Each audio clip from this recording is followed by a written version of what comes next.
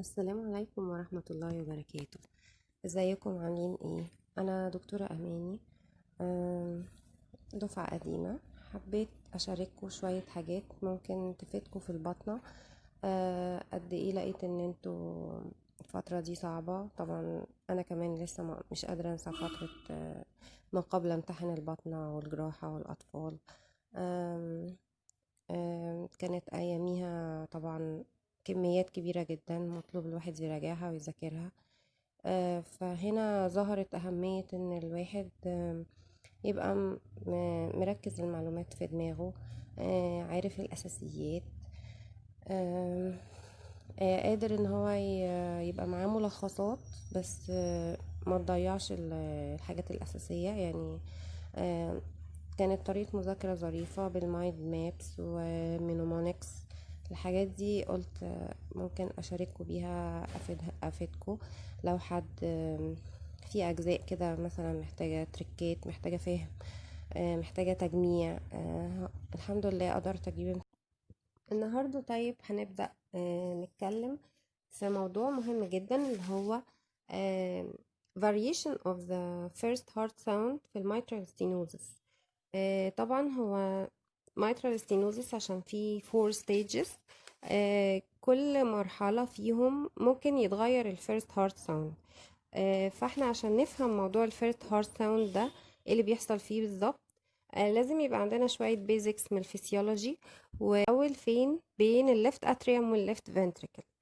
متكون من ايه الميترال فالف؟ متكون من تو كاست، anterior او anteromedial يعني ناحية السبتم، والposterior posterolateral.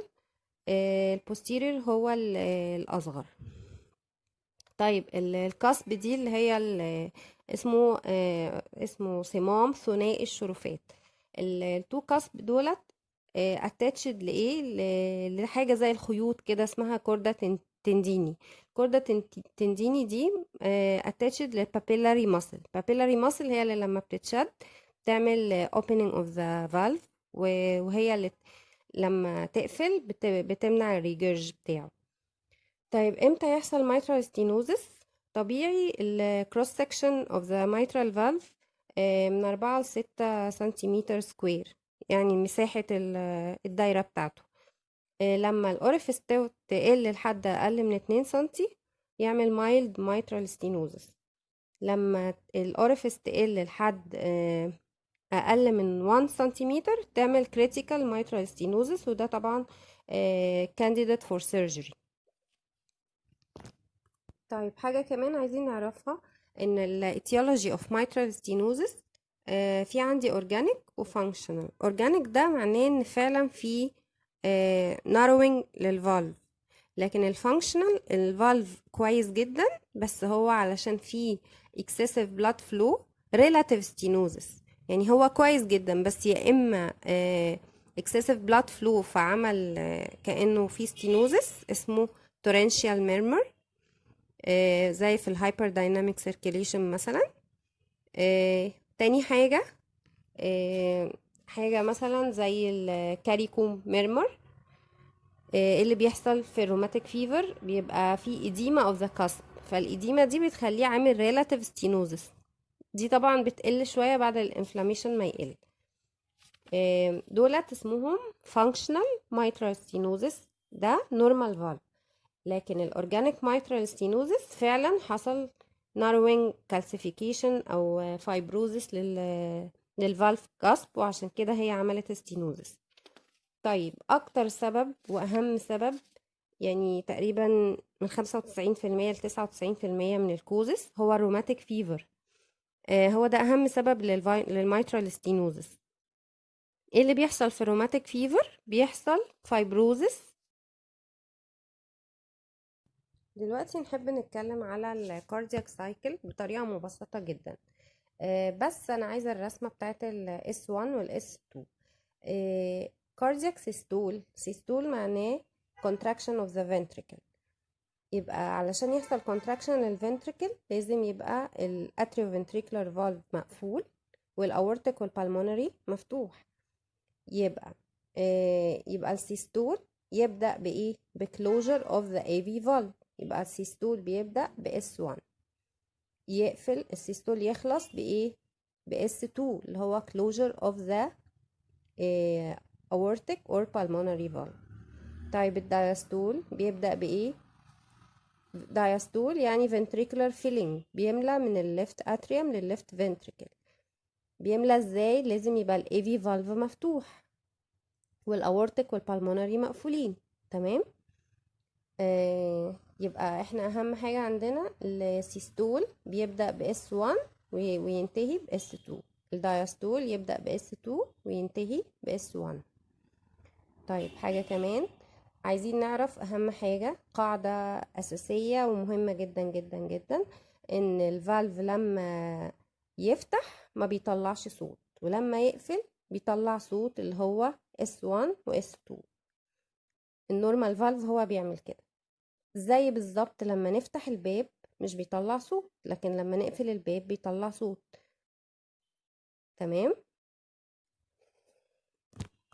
يبقى طبيعي لما الاتريوفنتريكولار فالف يقفل بيطلع صوت اللي هو S1. لما الاتريوفنتريكولار فالف يفتح المفروض ما يطلعش صوت في النورمال فالف. تمام. طيب لما يبقى الفالف حاصل فيه فايبروزس هيطلع صوت during opening of the valve، هيطلع صوت اسمه ايه؟ اسمه opening snap. يبقى ال opening snap ده عبارة عن ايه؟ ال sound of opening of the mitral valve during mitral stenosis. تمام. عايزين نتكلم برضو على الصوت بتاع ال closure of the mitral valve during mitral stenosis اللي هو S1. الكومنت بتاع S1 بيختلف في مرحلة اللي هو normal valve، بعدين يحصل له fibrosis، بعدين يحصل له calcification. هيختلف من صوت normal S1 لما يحصل له fibrosis بيبقى accentuated first heart sound، لما يحصل له calcification هيبقى low weak يعني weak S1 or not heard، عيب مش سامعينه اصلا. ازاي بقى؟ عايزين نشرح بقى ازاي ال accentuated first heart sound ده بيحصل. اسمه closing snap. تمام. الطبيعي ان الميترال فالف بيقفل ازاي؟ ان النورمال ميترال فالف كاسب بتفلوت on top of blood. يبقى انا عندي في blood ملا الليفت ventricle، الكاسب دولت بيعوموا على وش على اعلى حته من البلاد اللي ماليه الليفت ventricle during the end of diastole. طيب الصوت بيطلع بيقفل ازاي؟ كأني قفلت الباب بالظبط، بس انا علشان انا عندي دلوقتي ده نورمال فالف، ايه اللي حصل؟ قفلت من شورت موفمنت لان الدم مالي الليفت ventricle، يبقى عشان كده الصوت طالع كويس جدا وبسيط. لكن لما بيحصل ستينوزس ايه اللي بيحصل؟ بيبقى الصوت accentuated جدا، صوت كأن الباب اترزع. ازاي الباب بيترزع؟ لما بيتقفل من بعيد. تمام. تاني سبب ليه ان حصل ريجيد mitral cusp، يبقى ريجيد وفايبروزد. الحاجة بقى الفايبروزد والريجيد دي هتطلع صوت زي مثلا بالظبط كده. ده صوت ايه؟ ورقة. الورقة عملت صوت جامد كده، لكن الطبيعي بيعمل صوت ايه؟ كده. دي قماشة يعني فليشي زي اللحمة كده، زي الطبيعي بتاع الميترال فالف. لكن الورقة اللي هي فايبروز طلعت صوت كده. يبقى هو ايه اللي خلى الصوت يطلع accentuated first heart sound؟ أو حاجتين، أول حاجة إن هو rigid fibrosed mitral cusp، تاني حاجة from wide distance. وايه اللي خلاه wide distance؟ إن هو أنا عندي دلوقتي الميترال فالف في ستينوز، فعشان كده مش بيملى الفنتريكل قوي. يبقى الكاسب الفنتريكل مليان حبة صغننين، والكاسب على شوية صغننين دول لما يجي يقفل بيقفل من مسافة بعيدة، كأني رزعت الباب من بعيد، يقوم يطلع صوت جامد اسمه accentuated first heart sound، أو هو اسمه closing snap. تمام. يبقى اللي هو الكلوزنج سناب او اللي هو الاكسنتويتد فيرست هارت ساوند بيعرفني حاجتين: ان احنا لسه في مرحلة الفايبروزس، تاني حاجة ان هو ما فيش اوفر فيلينج للفنتريكل، يبقى ما عنديش حاجة تملالي الليفت فنتريكل. تمام. يبقى انا لسه انا في مرحلة mitral stenosis. طب ايه اللي يخلي الاس 1 بقى ويك؟ يا اما الفايبروز ده بقى كالسيفايد، فلما بقى كالسيفايد بقى immobile valve. تمام. يبقى لما يحصل كالسيفيكيشن للفالف هيطلع لي اس 1 يا اما ويك يا اما يعني not heard. تاني حاجة اللي كان بيقفل على مسافة بعيدة wide distance. الوايد distance دي امتى تبقى قليلة؟ لو الفنتريكل اتملى. طب انا دلوقتي عندي mitral stenosis والفنتريكل مليان بلاد حبة صغننين، ايه اللي يخليه بقى مليان دم كتير؟ لو انا عندي mitral regurg، الدم بيطلع يرجع تاني على الفنتريكل، يا اما aortic regurg، بدل ما الدم يروح على الاورطة بيرجع تاني على الليفت فنتريكل يملاه. يبقى انا دلوقتي بقى عندي الكاسب عايمة على وش البلاد اللي هو المالي الليفت فنتريكل، يقوم الباب يقفل على مسافة قليلة، ما يطلعش صوت الباب اترزع. تمام. طيب يبقى انا دلوقتي عندي الصوت عمل accentuated first heart sound لما كان عندي fibrosis و wide distance، معناها ان الفنتريكل مش مليان بلاد، ده بسبب الستينوزس pure stenosis. لكن لما يبقى فيه combined mitral stenosis مع regurg، الفنتريكل هيبقى مليان بلاد، الباب هيقفل من مسافة قليلة، هيطلع صوت قليل للاس 1. تمام. كمان في الاورتيك ريجرج، اورتيك ريجرج الدم بدل ما يروح للاورطة بيرجع تاني على الليفت فنتريكل، يقوم يطلع الصوت قليل علشان قفل من مسافة قليلة. تمام. طيب يبقى احنا كده شرحنا الفيرست هارت ساوند ليه بقى accentuated وامتى بقى weak.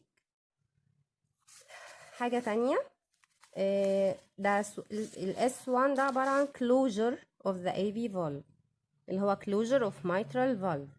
طيب الاوبننج قلنا طبيعي، الفالف لما يبقى نورمال مش بيطلع صوت during opening، زي الباب لما فتحت الباب مش بيطلع صوت، لكن قفلت الباب رزق الباب بيتقفل لازم يطلع صوت اللي هو الهارت ساوند. opening snap معناها opening of the mitral valve. تمام. عايزين نقول الاوبننج سناب ده مكانه فين، اللي هو صوت الاوبننج اوف mitral valve. امتى الميترال فالف بيفتح؟ احنا عايزين نعرف هو بيفتح امتى. طب هو بيفتح امتى؟ بيفتح ليه؟ علشان يحصل دايستول، عشان يحصل ventricular filling، صح؟ يبقى انا خلصت السيستول، عشان اخلص السيستول الاس 2 هيطلع اللي هو closure of the aorta and pulmonary. طيب انا دلوقتي بداية ال ventricular diastole S2 هو ده بدايته. during اول الدايستول بيبقى كل الفور تشامبرز مقفولين، لا الفور فالف مقفولين. كده نبقى خلصنا شرح ال first heart sound variation في mitral stenosis. احب اسمع كومنتاتكم، هل فهمتوا كويس ولا لا؟ هل محتاجين حاجة اضيفها في الشرح؟ كل واحد بقى يحاول يكتب لي لو حاجة مش فاهمها عايزني اجمعها له في البطنة، او اشرحها حاجة عايز يفهمها كويس، حاجة تتلخص كويس، يعني انجاز كده في الفترة الأخيرة قبل الامتحانات ان شاء الله. وما تنسوش تعملوا لايك وشير وسبسكرايب عشان صحابكم بقى يشوفوا الفيديو كده، ويعني في الفترة الأخيرة قبل الامتحانات ربنا ينجحكم إن شاء الله. شكرا ليكم، ميرسي جدا، سلام عليكم.